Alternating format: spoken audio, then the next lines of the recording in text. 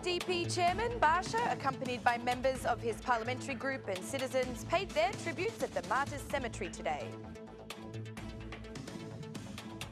The Commissioner for Enlargement to the European Union says that adding a new member to the European family is not a burden but a fortune. Uniting the most successful businessmen of the Diaspora in Tirana today, the group is focused on creating employment opportunities to stop emigration by talented Albanian youth. Good evening, it's 6 o'clock on Tuesday the 28th of November 2017, the anniversary of independence for Albania. Welcome and thank you for joining us tonight for the English edition of Aura News, bringing you the day's national top stories translated into English 6 days a week. In the presence of senior state leaders, Vlora raised Albania's national flag for the 105th anniversary of independence of the country. The presidents, Ilir Meta and Hashim Thaçi, the Prime Minister, Edi Rama, and the Speaker of the Parliament, Gramos Ruçi, paid homage to the Monument of Independence. The logo representing the year of Skanderberg was also presented. In his speech, the Prime Minister emphasised that this coming year, the year of Skanderberg, will focus on strengthening institutions with the aim of uniting with Europe. Our dream of national unification with Europe is where our daily inspiration comes to us from, said Edi Rama. Kosovo's President Hashim Thaçi, in his speech, said that with the consolidation of the Albanian states, this is the era of their modernisation. This day marks a moment of separation from the long captivity and the beginning of the modern era of our nation, said Hashim Thaçi. Albania's President Ilir Meta praised our hero Skanderberg, whose work made the country famous all over the world. The leaders of the two countries visited the reconstructed office for the City Hall of Vlora before continuing to the official reception of President Meta at the ceremony being held at the Brigade Palace.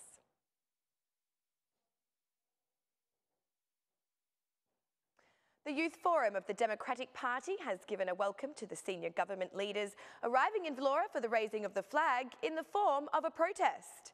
They gathered at the Independence Square with banners in their hands, some bearing icons that symbolised cannabis. On one particular banner, an image dubbed as the Pyramid of Crime depicted pictures of 3 former police officers who have been declared as wanted at the base, while the top of the pyramid showed Prime Minister Rama and former Minister Tahiri as persons under investigation. Another banner read that while in 1912 Ismail Chamali declared independence, in 2013 Prime Minister Edi Rama declared cannibalisation. Alvi Musai, the representative of the forum who stayed at the charge of the organisation, described this as a civil protest against cannabis and the links between the government and crime. Ismail Chamali declared independence, while Edi Rama is responsible for the declaration of Albania as a narcotic state, said Alvi Musai. The protest lasted for a few minutes under the supervision of police forces and ended without any incident before the solemn ceremony marking the 105th anniversary of the proclamation of Albania as an independent state.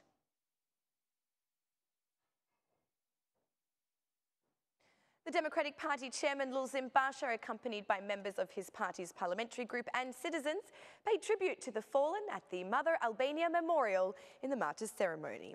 After the homage, Lulzim Basha said that this is a day to remind us of the great sacrifices that Albanians have made for freedom and independence. Our battle is for a European and democratic Albania, said Lulzim Basha. November 28, said Basha, is the day when Albanians must bow down with deep respect to the heroes who have fought for the freedom and independence we enjoy today.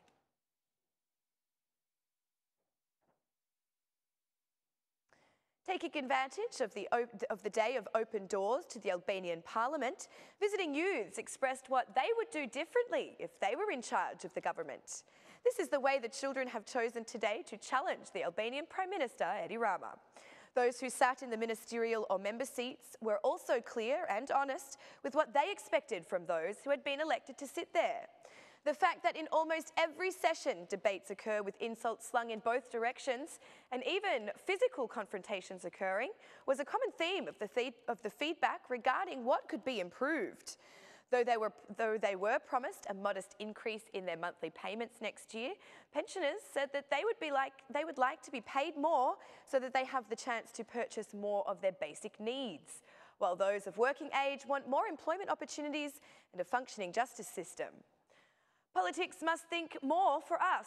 They must stop fighting in parliamentary sessions as this progresses nothing for the citizens, said the citizens.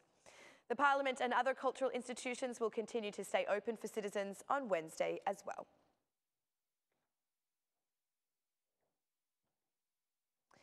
It is the 105th anniversary of the Declaration of Independence, the day when Ismail Chamali and all other Albanian leaders raised the flag and Albania became a sovereign and independent state. From the placement of flower wreaths on the Monument of Independence to the raising of the flag in Skanderberg Square beside the statue of our national hero, today Tirana was completely decked out in black and red. Under the sounds of the national anthem performed for the first time by about 60 guitarists, the symbolic ceremony of the raising of the national flag was held. Tirana's mayor, Erion Veliaj, the prefect of Tirana, Susana Yaholari, the head of the regional council, Aldrin Dalipi, members of parliament, ministers, representatives of religious communities, war veterans, and citizens of Tirana all attended the ceremony. Albania is not only the homeland of Albanians, but also a common project for all, in the name of development and efforts towards a wholly united Europe, said Erion Veliaj. Numerous citizens attended the celebrations in the city centre, and it seems that the younger citizens especially enjoy the Day of Independence. Holding the Albanian symbols, Kosovo Albanians were also in attendance at Skanderberg Square. The Albanian flag waves in the capital of Albanians, and the city is decorated with the colours red and black.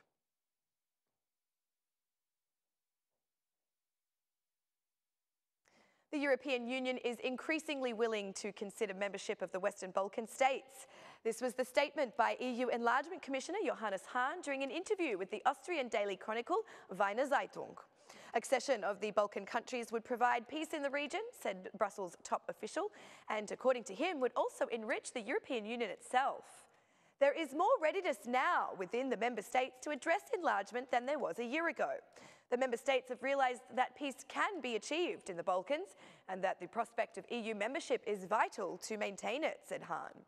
The Austrian Daily writes that Albania, Macedonia, Montenegro and Serbia are official candidates for EU membership, while Bosnia and Kosovo are seeking the same status. The European Union sees the region as important for many issues, from immigration to the struggle for security, and even Russia's assumed intervention against radical Islam.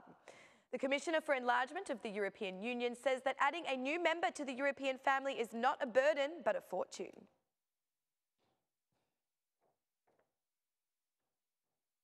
Following in the footsteps of Pristina, Tirana also brought together the most successful diaspora businessmen.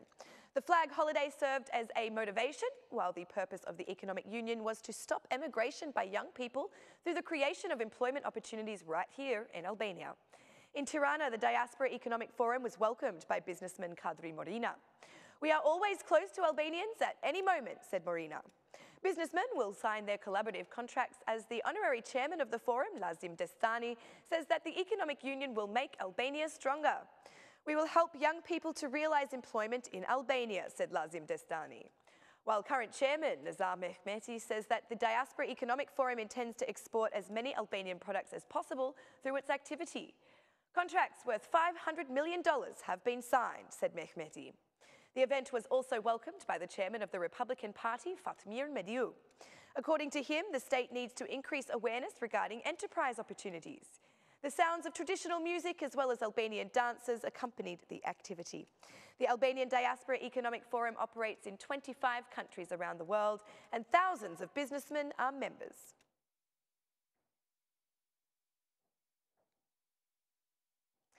In celebration of the 105th anniversary of the Declaration of Independence, the National History Museum, in cooperation with the National Centre of Collectors of Albania, brings to the public an exhibition of objects used by the protagonists responsible for securing our independence. The exhibition includes items such as the pen used to sign the Declaration of Independence and the Morse telegraphic camera that was used during the years 1912 to 1914 by the Provisional Government of Vlora. The director of the museum, Dorian Kochi, called this exhibition a meeting with the history of Albania's formation as a sovereign state. This exhibition serves as a way for citizens to experience the history surrounding how Albania became an independent state, said Kochi. The nephew of General Mehmet Pasha Derala, who was both the Minister of War and Ismail Chamali's right-hand man, gave an interview with Ora News Today. He declared that important key figures who assisted in the formation of the state of Albania have intentionally and maliciously been written out of the history books to be forgotten into the oblivion. The exhibition will remain open in the main hall of the National Museum from the 28th of November to the 4th of December 2017. That's all for our English edition this evening. My name is Alexandra. Please join me again Monday through Saturday at 6 p.m. for your local news in English. On behalf of Aura News, happy Independence Day. Thank you and good night.